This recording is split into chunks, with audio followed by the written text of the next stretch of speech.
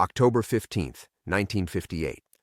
Colonel Miguel Herrera had been Batista's most trusted intelligence officer for 8 years, the man they called El Martillo, the Hammer. That's exactly why he should have stopped what happened to Lina Ruz Castro that night. 3 corrupt policemen burst into her small Biran home.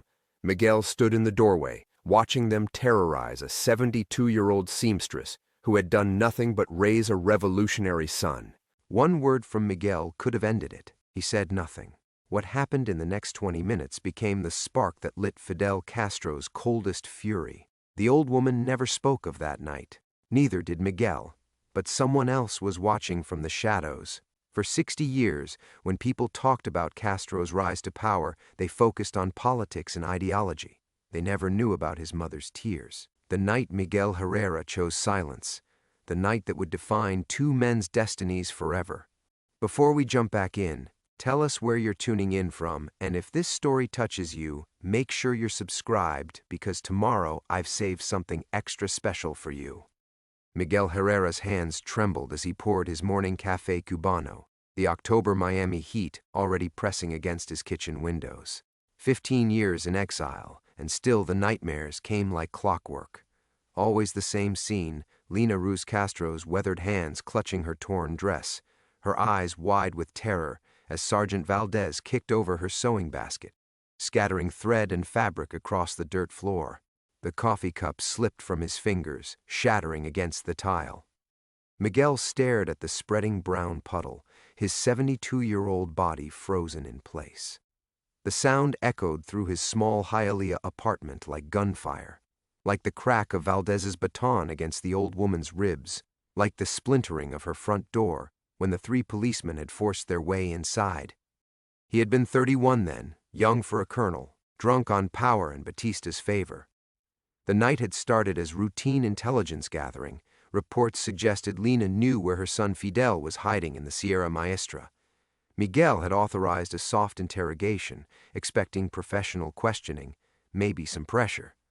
Instead, he'd arrived to find Sergeant Valdez and his 2 thugs treating the seamstress like a captured rebel. Valdez had her by the hair, demanding she reveal her son's location. Officer Santos was ransacking her bedroom, tearing apart quilts she'd sewn by hand. The 3rd man, Morales, stood guard at the back door, his service pistol drawn. "Colonel Herrera," Valdez had called out, grinning with yellow teeth. Perfect timing. The old witch isn't talking, but we're just getting started. Miguel had stepped into the small home, his pressed uniform immaculate, his authority absolute. One word from El Martillo could have ended it all, could have sent the men back to Havana with nothing but a routine report subject questioned. No actionable intelligence obtained, but Valdez was connected to powerful families. Santos had dirt on half the officer corps. Morales was President Batista's nephew's drinking buddy. To cross them meant crossing their networks, their influence, their capacity for revenge. So Miguel had stood there, calculating political costs, while an elderly woman whimpered on her knees. Now, kneeling to clean up the spilled coffee, Miguel's mind replayed what happened next. Valdez had interpreted his silence as permission. The questioning had escalated. They'd stripped away her dignity piece by piece, searching for hidden messages, forcing her to reveal every contact, every letter, every conversation she'd had with her revolutionary son. They'd found nothing because there was nothing to find. Lina Ruz Castro was just a mother who happened to give birth to Cuba's most wanted rebel. Miguel had finally spoken 20 minutes later, when Valdez raised his baton again. "That's enough. She doesn't know anything. Too little, too late." The 3 policemen had left laughing, already planning their next bottles of rum. Miguel had remained for a moment, watching the old woman gather the scattered threads of her life. She'd looked up at him once, her dark eyes holding no anger, only a sadness that cut deeper than any curse. "You could have stopped them," she'd whispered. Miguel had walked away without a word. 6 weeks later, Batista fled Cuba. Fidel Castro marched into Havana victorious. Within months, the purges began. Valdez was executed by firing squad. Santos died in La Cabana prison. Morales simply disappeared one night. But Miguel Herrera had escaped to Miami on one of the last planes out, carrying secrets valuable enough to buy American protection. He'd reinvented himself as an insurance adjuster, built a quiet life investigating fender benders and slip-and-fall claims. He'd told himself the past was buried, that survival justified silence, that he'd simply been another victim of a corrupt system. The lies had worked for 15 years. Now, wiping coffee from the floor, Miguel caught sight of his reflection in the oven door, a gaunt old man with liver spots and thinning hair, haunted by choices made in a different century. The newspapers said Fidel Castro was dying in Havana, his brother Raúl already assuming power. Soon, Miguel's greatest fear and his last enemy would be gone. The doorbell rang. Miguel froze, dish rag in hand. Nobody visited him. His neighbors barely knew his name. The mailman left packages downstairs. His ex-wife had died 3 years ago, taking their estranged relationship to her grave. The bell rang again, longer this time, insistent. Miguel stood slowly, his arthritic knees protesting. Through the security peephole, he saw nothing but an empty hallway. Then he looked down and spotted it, a manila envelope on his doormat, thick with documents. No postmark, no return address. Just his name written in careful block letters. Coronel Miguel Herrera, his Cuban rank, his real name. Someone knew who he was. Miguel's hands shook as he reached for the deadbolt. 60 years of secrets pressed against his chest like a weight. The envelope seemed to pulse with malevolent life, promising revelations he wasn't prepared to face. But hiding had never made the nightmares stop. With trembling fingers, Miguel Herrera opened his door to meet his past. Miguel bent down and lifted the manila envelope with hands that had signed death warrants and forged safe passage documents, hands that had once commanded respect and fear across Cuba. Now they trembled like autumn leaves as he carried this unknown burden back into his sanctuary. The apartment felt smaller suddenly, its cream-colored walls closing in like the interrogation rooms he'd once supervised. The morning light streaming through his kitchen windows seemed harsh and exposing, illuminating dust motes that danced like ghosts in the air. Even the familiar sounds of his neighborhood, Mrs. Delgado's television, the distant hum of traffic on Okeechobee Road, felt muted, as if the envelope had wrapped his world in cotton. Miguel set the package on his small dining table, the same table where he ate his solitary meals and completed insurance claim forms, where he'd built a life so deliberately ordinary that even he sometimes forgot who he used to be. The block letters of his name seemed to mock him, Coronel Miguel Herrera. Nobody had called him Colonel in 15 years. His insurance clients knew him as Mike, just Mike, the quiet investigator with the slight accent who documented their minor disasters with meticulous care. He walked to his refrigerator and pulled out a beer. Presidente, the Cuban brand he allowed himself as his one connection to the homeland he'd lost. The cold bottle steadied his nerves as he returned to the table. Through his living room window he could see the small courtyard where children sometimes played, their laughter a sound that had grown precious to him in his isolation. There was little Maria Santos, only 6, who called him Abuelo Miguel and showed him the pictures she drew in crayon. Her grandmother Carmen worked double shifts at the hospital, leaving the girl with various neighbors who couldn't always watch her properly. Miguel had found himself becoming an unlikely guardian, leaving small toys by her door, making sure she had snacks when Carmen worked late. The child's trust was perhaps the only pure thing left in his life, the only relationship unmarked by his past sins. She would wave to him from the courtyard, her gap-toothed smile a daily reminder that goodness still existed in the world. What would happen to that fragile connection if his past emerged? If the neighbors learned that gentle Mike the insurance man had once been El Martillo, Batista's enforcer? Carmen would pull her granddaughter away. The simple human warmth that had sustained him through 15 years of exile would vanish like smoke. Miguel took a long drink of his beer and studied the envelope. The paper was expensive, cream-colored stock that spoke of careful planning. Whoever had delivered this wasn't some desperate exile seeking revenge or a blackmailer looking for quick cash. This felt methodical, patient, professional. His mind cataloged possibilities. Former intelligence contacts, surviving members of Valdez's network, Fidel's agents reaching across the Florida Straits to settle old debts before their leader died. Miguel had spent decades assuming his greatest danger came from Havana, from the revolutionary government's long memory and longer reach. But this envelope felt different. personal. Through the thin apartment walls, he heard Mrs. Delgado's morning soap opera, the dramatic music swelling as some fictional character faced their moment of truth. Miguel almost laughed at the parallel. He'd built his exile life in layers of careful anonymity, choosing this working-class neighborhood precisely because nobody asked questions about the past.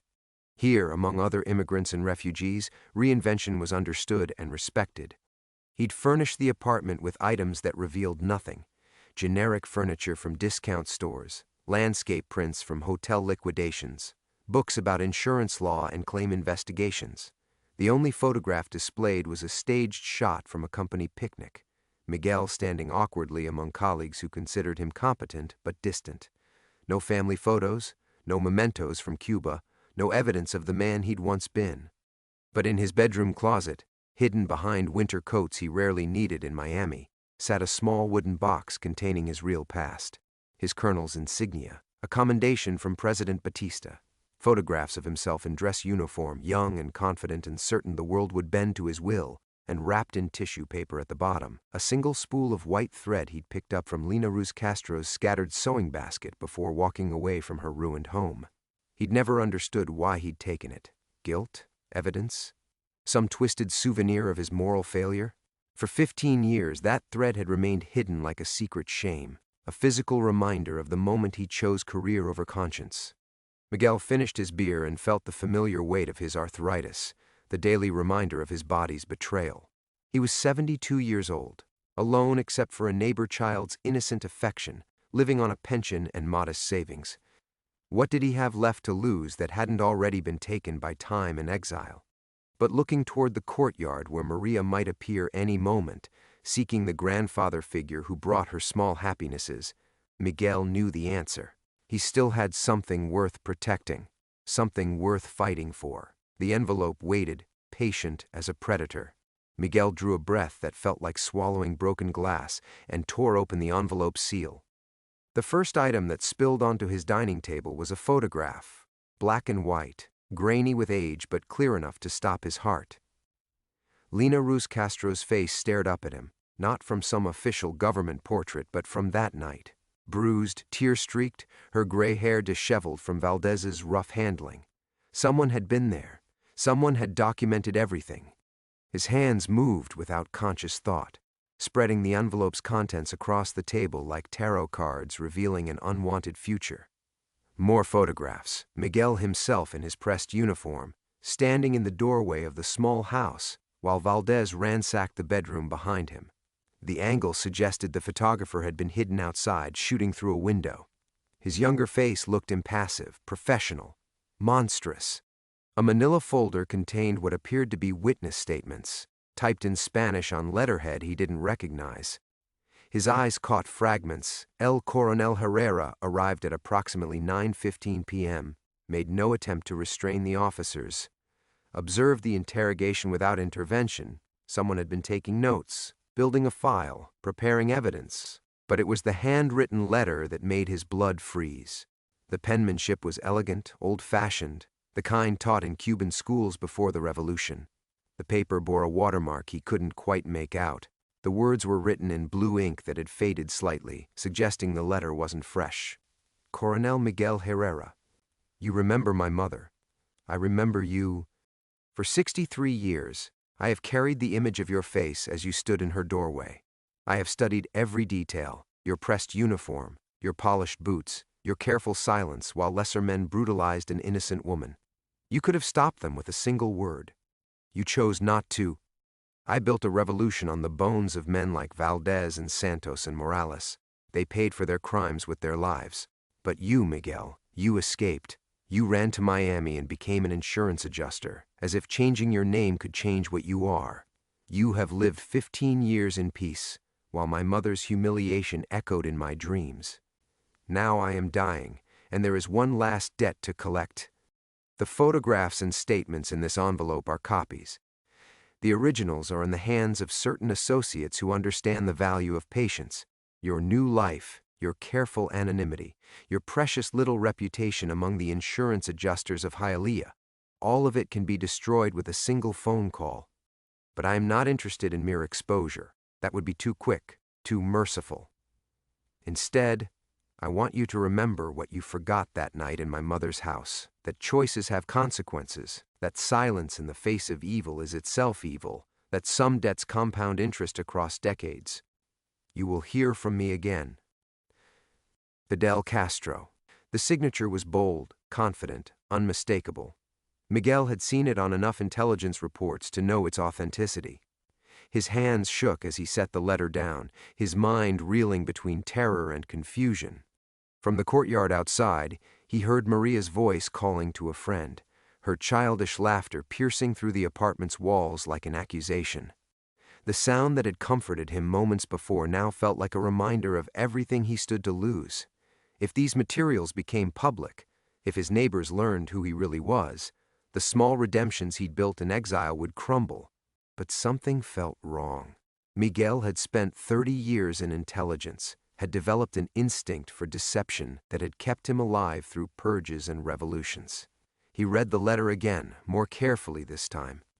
The handwriting was certainly Fidel's, but the tone felt strange, too personal, too focused on individual revenge rather than revolutionary justice. The Fidel Castro he'd known was capable of extraordinary cruelty, but it was usually ideological, systematic. This felt intimate, wounded. Miguel walked to his kitchen window and stared at the courtyard where Maria was now drawing chalk flowers on the concrete. Her grandmother would pick her up in an hour, tired from another night shift at Jackson Memorial.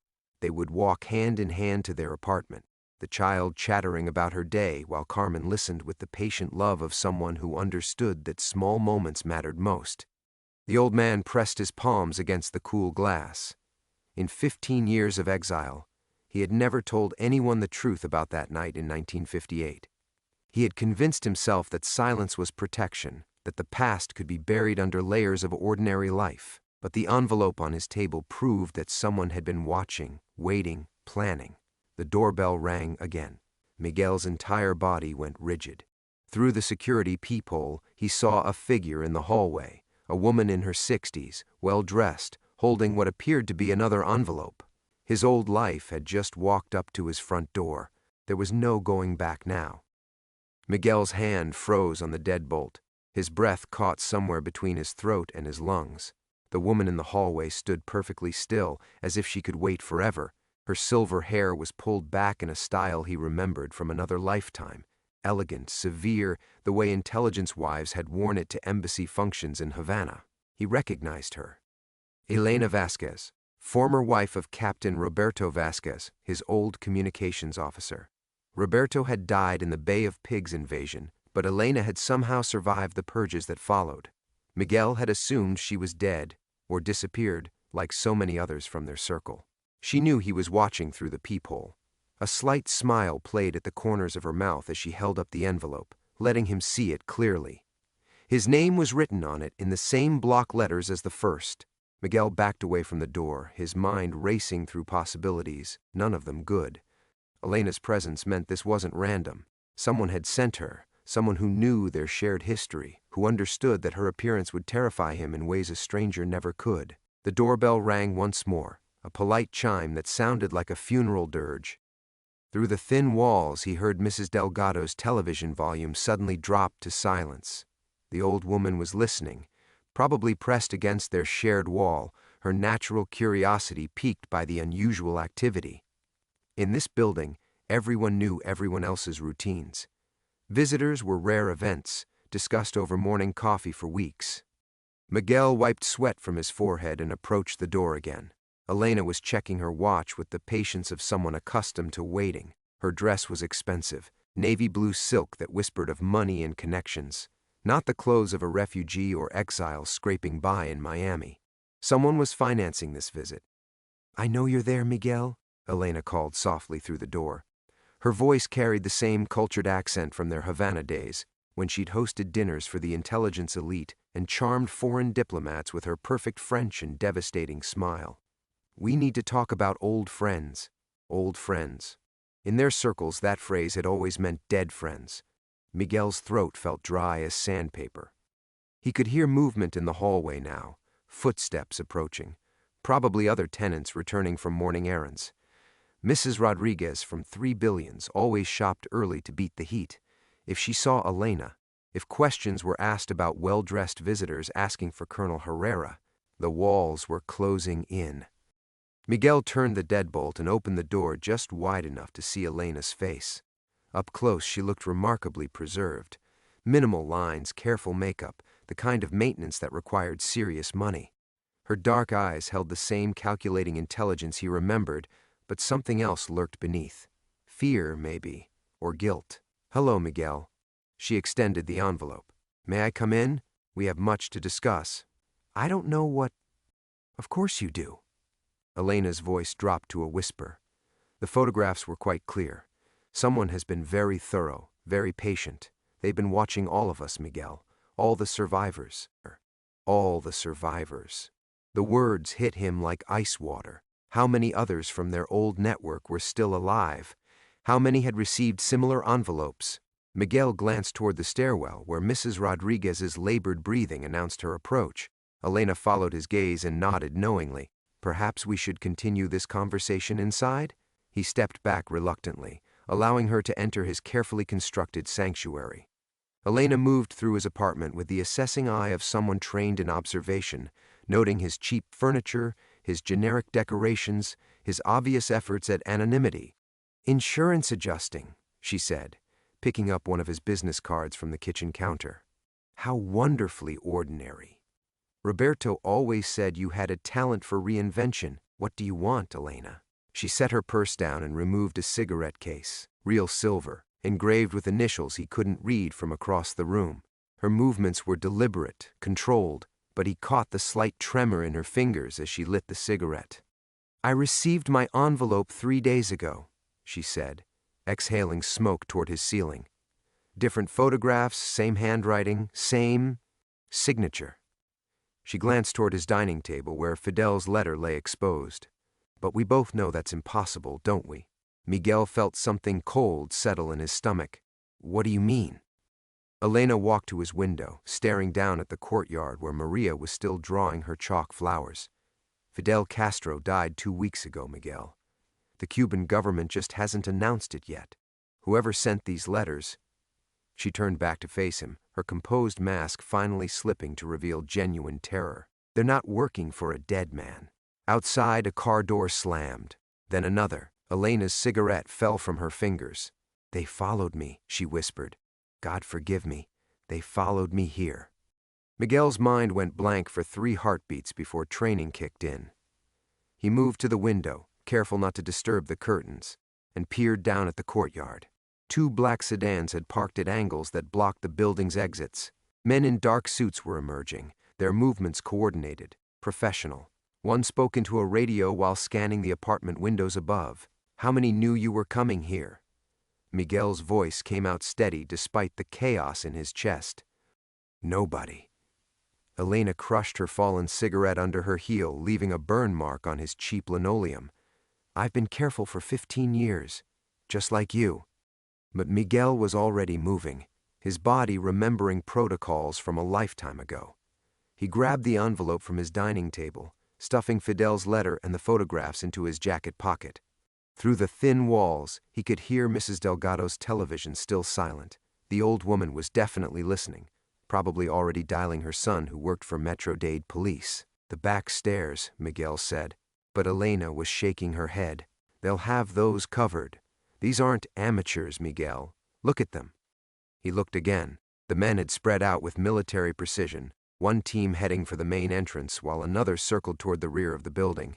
Their leader, a tall man with graying temples, stood beside the lead sedan studying what appeared to be a tablet computer. Even from 3 stories up, Miguel could see the cold efficiency in his posture. "Who else received letters?" Miguel demanded. "You said survivors, plural." Elena's hands were shaking as she lit another cigarette. "Carlos Mendez in Tampa. Ana Gutierrez in Key West.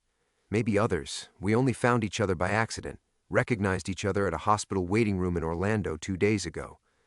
Carlos's grandson was having surgery." Miguel felt the walls of his careful world collapsing like wet cardboard. Carlos had been Batista's finance minister. Ana had run the intelligence office's document division. All of them connected to the night at Lina Ruz Castro's house, all of them with knowledge of what had really happened. What did Carlos's letter say? The same. Mother's humiliation, revolution built on bones, one last debt to collect. But Carlos said something else. He remembered seeing a young man that night, hiding in the bushes outside Lena's house, someone who shouldn't have been there. The sound of heavy footsteps echoed in the stairwell below. Miguel's neighbors were starting to emerge from their apartments. He could hear muffled Spanish voices, confused questions about the men with guns. Mrs. Rodriguez was crying. Someone was comforting her in rapid whispers. Miguel closed his eyes and saw Maria Santos, 6 years old, probably still drawing her chalk flowers in the courtyard. If shooting started, if this turned violent, she would be caught in the crossfire of secrets that had nothing to do with her innocent world. "We have to surrender," he said quietly. "Are you insane?" Elena moved away from the window, pressing herself against the wall. "You know what happens to people who have information about Fidel's family. Even with him dead, his network—" "This isn't Fidel's network." Miguel pulled the letter from his pocket, studying the handwriting again with new understanding. "You said someone was hiding in the bushes that night. A young man who shouldn't have been there." Elena's face went pale. "You think—" "I think someone has been planning this for 63 years. Someone who watched it all happen, who saw us stand by while Valdez terrorized an old woman, who knows exactly what we're all capable of." The footsteps in the stairwell had reached the second floor. Miguel could hear doors being knocked on, voices demanding identification. Mrs. Delgado was protesting in rapid Spanish about her grandson who was studying to be a lawyer, about how this was America and they couldn't just break down doors. But they weren't breaking down doors. They were being methodical, careful, checking each apartment against some kind of list. Miguel looked at Elena and saw his own terrible understanding reflected in her eyes. This wasn't random violence or revolutionary justice. This was personal. Someone who had been there, who had witnessed their collective failure, who had spent decades identifying every person present that night and tracking them across years of exile and reinvention. "The photographs," Miguel whispered. "They weren't taken by some random witness. They were taken by someone who planned to use them. Someone who knew even then that justice might require patience." A sharp knock echoed against his door. 3 raps, perfectly spaced. "Miguel Herrera?" The voice was calm, professional, speaking unaccented English. "My name is David Morales. I believe you knew my father." Elena's cigarette fell from her lips for the second time. Miguel remembered Sergeant Morales, one of Valdez's men that night, the one who had held Lena Castro while the captain searched her house, the one who had smiled while an old woman wept. Now his son had come calling. Miguel stared at the door as if it might explode.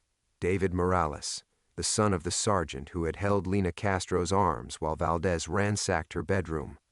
Miguel's memory conjured the image, Sergeant Morales grinning as the old woman struggled, his thick fingers digging into her shoulders hard enough to leave bruises. "I know you're remembering him." David's voice continued through the door, still perfectly calm. "My father came home that night very pleased with himself. He told me all about it over dinner. I was 12 years old. Elena had gone completely white, pressing herself against the wall as if she could disappear into it. Miguel's hand hovered over the deadbolt, paralyzed between options that all led to destruction. "He described the house," David continued. "How small it was, how clean, how the old woman kept apologizing in that dignified way poor people do when they're trying not to anger their betters. He found that amusing." Miguel closed his eyes, but the voice kept coming, relentless and precise. "He told me about the young intelligence colonel who stood in the doorway watching. How professional you looked, Miguel. How your uniform was perfectly pressed even at midnight. My father admired that, your composure while they terrorized someone's mother." Through the thin walls, Miguel could hear Mrs. Delgado's television suddenly flick back on, volume turned high. The old woman was trying to drown out whatever was happening in the hallway, probably hoping her willful ignorance would protect her grandson who studied law at VIU. "You want to know the really interesting part?" David's voice had moved closer to the door. Miguel could picture him leaning against the frame, patient as death. "My father kept talking about that night for weeks afterward. Not because of what they did to Lena Castro. That was just Tuesday for him. He kept talking about you." Elena stubbed out her cigarette with shaking fingers, leaving another burn mark on Miguel's floor. Her carefully applied lipstick had smeared. making her look like a broken doll. He said you looked sick, Miguel. Said your face went green when Valdez started questioning the old woman about her son's location. Said you gripped the doorframe so hard your knuckles went white. My father thought that was weakness. He never understood that it was something else entirely. Miguel's throat felt like sandpaper. He remembered that night differently, remembered standing frozen, telling himself he was gathering intelligence, that intervention would compromise larger operations. But David Morales had been 12 years old, listening to his father's dinner conversation, building his own understanding of what courage looked like. "What do you want?" Miguel finally called through the door.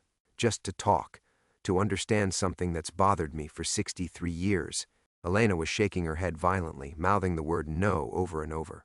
But Miguel could hear more footsteps in the stairwell, other residents being questioned, voices growing increasingly agitated. This situation would escalate whether he opened the door or not. Miguel turned the deadbolt. David Morales was nothing like his father. Where Sergeant Morales had been thick and brutal, his son was lean, almost scholarly. Wire-rimmed glasses, graying hair cut conservatively, a navy suit that suggested professional success rather than government employment. He could have been a banker or university professor, but his eyes held the same calculating intelligence Miguel had seen in Elena's face, the same patient fury that came from nursing grievances across decades. "Thank you," David said, stepping into the apartment. His gaze swept over Elena with mild interest before settling on Miguel. "I was hoping we could discuss that night. Specifically the moment when you could have ended it all with a single word." Miguel felt his carefully constructed defenses crumbling. "I was following orders." "No." David's voice remained perfectly calm, but something dangerous flickered in his expression. "That's what you told yourself afterward.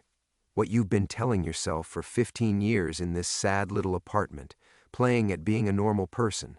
Elena made a small sound, something between a gasp and a sob. "The truth is much simpler, Miguel. You were a coward. You stood in that doorway and watched my father brutalize an innocent woman because speaking up might have hurt your career prospects." The words hit like physical blows. Miguel had spent decades building elaborate justifications. The complexity of intelligence work, the necessity of maintaining cover, the greater good that sometimes required smaller evils. "But here's what I never understood," David continued, removing a manila folder from his jacket. "Why did you look so sick? Why did your hands shake when you lit your cigarette afterward? Why did you request a transfer to Havana the very next week?" Miguel's world tilted sideways as David opened the folder and removed a photograph, not one of the images from Fidel's envelope, but something else entirely. A younger Miguel standing outside Lena Castro's house, his face visible in the streetlight, tears streaming down his cheeks. Someone who didn't care wouldn't have cried, Miguel. Someone who was truly evil wouldn't have spent the next 63 years punishing himself. David's arrogance finally cracked, revealing something unexpected underneath. "I've been watching you for 15 years, waiting for you to prove you were the monster my father described. But you're not, are you? You're just a man who made the worst choice of his life and never forgave himself for it." The revelation hit Miguel like a physical blow, reframing everything he thought he knew about his own guilt. Miguel stared at the photograph, his younger face streaked with tears he'd forgotten he'd shed. The black and white image captured a moment he'd buried so deep it might have been someone else's memory. But here it was, proof that his conscience had broken that night, even as his voice had remained silent. "You took this picture," Miguel said, the words coming out hoarse. "I was 14 when I learned to use my father's camera. 15 when I started following him on his night raids." David's voice carried no pride, only a weary matter-of-factness. "I wanted to understand what made him so proud of his work, what made him smile at the dinner table when he described making old women beg." Elena had pressed herself further into the corner, her expensive dress wrinkled against the wall. Miguel could hear her shallow breathing, the sound of someone trying to disappear. But David's attention remained fixed on Miguel with laser intensity. "I hid in those bushes for 3 hours that night, watching, waiting to see if any of you would remember you were human beings." David placed the photograph on Miguel's cheap coffee table next to a water-stained TV guide. "You almost did. Twice you stepped forward. Twice you opened your mouth to speak." Miguel remembered now. The words that had died in his throat, the weight of his uniform, the terrible mathematics of choosing between one old woman's dignity and his own future. He'd told himself intervention would accomplish nothing except destroying his cover. But standing there now, looking at evidence of his own anguish, he knew that had been a lie. "Why didn't I?" Miguel asked quietly. "Why didn't I stop them?" "Because you were 28 years old and believed your career mattered more than someone else's mother." David removed another photograph from the folder. This one showed Captain Valdez laughing while Lena Castro knelt beside her scattered belongings. "But you never forgave yourself for it. That's what I couldn't understand." Through the window, Miguel could see his neighbors being escorted to the courtyard. Mrs. Rodriguez was crying into a handkerchief while a man in a dark suit spoke calmly to her grandson. Maria Santos stood beside her chalk flowers, wide-eyed and confused. The sight of her innocent face made Miguel's chest tighten. "The letters," Elena whispered from her corner. "You sent the letters to all of us." David nodded without looking away from Miguel. Carlos Mendez wet himself when Valdez struck Lena the second time. "Did you know that?" He stood there in his expensive suit, representing the dignity of Batista's government, and urinated down his own leg. But he still said nothing. Miguel's hands were shaking now, the same tremor he'd developed in the weeks after that night. He'd thought it was just stress, the pressure of his new assignment in Havana. Now he understood it had been his body's rebellion against what his mind had chosen to forget. "Ana Gutierrez counted ceiling tiles," David continued, his voice taking on the rhythm of a confessor cataloging sins. 37 tiles in Lena's living room. She told me that when I visited her last week. Counted them over and over while my father and his men destroyed an old woman's dignity. She remembered every crack, every water stain. But she couldn't remember finding her voice. Elena made a sound like a wounded animal. Miguel realized she was crying, silent tears that carved tracks through her careful makeup. "And you, Miguel, you cried, the only one who cried." David's voice softened unexpectedly. "For 60 years I've been trying to understand what that meant, whether tears without action were just another form of cowardice or something else entirely." Miguel looked at the photograph again, studying his younger face. The tears looked real, carved by genuine anguish. But they hadn't saved Lena Castro from humiliation. They hadn't preserved her dignity or protected her from the casual cruelty of men who saw her only as a means to an end. "They weren't enough," Miguel said. "No, but they were something."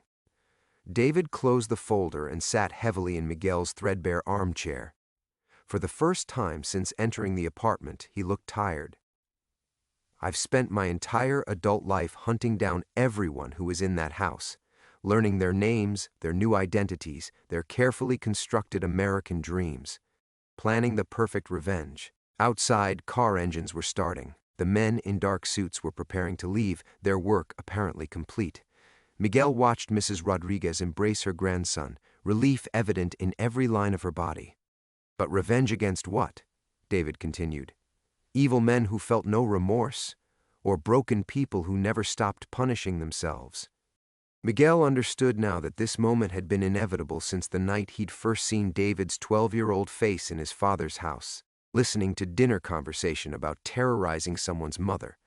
Everything since, his exile, his careful anonymity, his decades of ordinary life, had been preparation for this reckoning. "What happens now?" Miguel asked. David stood slowly, like a man carrying invisible weight. "Now I have to decide whether justice requires destruction or whether some debts can only be paid through understanding." Miguel watched David pace to the window, his silhouette framed against the courtyard where Maria Santos was gathering her chalk fragments. The little girl moved carefully, as if the colored dust might contain some magic that rough handling would destroy. "I had it all planned," David said, his voice barely above a whisper. 40 years of preparation. I knew where each of you lived, worked, loved. I knew Carlos had grandchildren in Tampa. I knew Anna volunteered at a church kitchen every Tuesday. I knew you fed stray cats behind this building." Elena pressed her hand to her mouth, stifling a sob that came from somewhere deeper than fear. "I was going to destroy you piece by piece," David continued. "The way you destroyed her piece by piece that night. take everything that gave your exile meaning and burn it down. Miguel felt something shifting inside his chest, a weight he'd carried for so long he'd forgotten it wasn't part of his natural anatomy. But you didn't. I couldn't. David turned from the window, his composed facade finally cracking. Because revenge requires hatred, and I discovered something terrible about myself, Miguel. I don't hate you. I hate what you did, what you didn't do. But I can't hate the man who cried while it happened. The silence stretched between them like a held breath. Miguel could hear Mrs. Delgado's television through the walls, a soccer match playing to an audience of one. Normal life continuing its rhythm while three people confronted the weight of choices made decades ago. My father died proud, David said suddenly. Liver cancer, 1987. Even at the end, when the morphine should have softened his memories, he talked about that night. About teaching that Castro woman respect. About showing her son's supporters what happened to people who forgot their place. Miguel saw Elena flinch at the words, her carefully constructed defenses crumbling like old paper. But you, David pointed at Miguel with something between accusation and wonder. You've been dying of shame for 63 years. Every day in this apartment, every night alone with your memories. You've been punishing yourself more effectively than I ever could. Miguel felt tears, the same tears from the photograph, delayed by decades but no less genuine. It doesn't bring her back. It doesn't undo what we allowed to happen. David agreed. Nothing can do that. But it means something, Miguel. The fact that you remember her name, the fact that you know what we stole from her that night. Elena straightened suddenly, her voice raw but determined. Lina Ruz Castro was 63 years old. She made dresses for the women in Biron. She had 7 children and 21 grandchildren. She loved gardening and made the best black beans in Oriente province. Both men stared at her. Elena wiped her eyes, smearing mascara across her cheek like war paint. I spent 30 years learning everything I could about her, Elena continued. Not because of guilt, I told myself it was just curiosity, but because someone should remember who she was before that night. Someone should know she was more than just our victim. David's composure finally shattered completely. He sat down hard, his face in his hands, and Miguel realized they were all crying now. 3 people bound together by a moment of moral failure that had shaped every day since. I named my daughter Lina, David whispered through his fingers. My wife thought it was after her grandmother, but I knew better. I've been trying to honor her memory while planning to destroy everyone who dishonored her life. Miguel moved slowly to the window, looking down at the courtyard where normal people lived normal lives unmarked by such terrible arithmetic. Maria Santos had finished gathering her chalk and was drawing something new, a flower but larger this time, taking up half the concrete square. What would she want? Miguel asked quietly. If Lina Castro could see us now, what would she want us to do?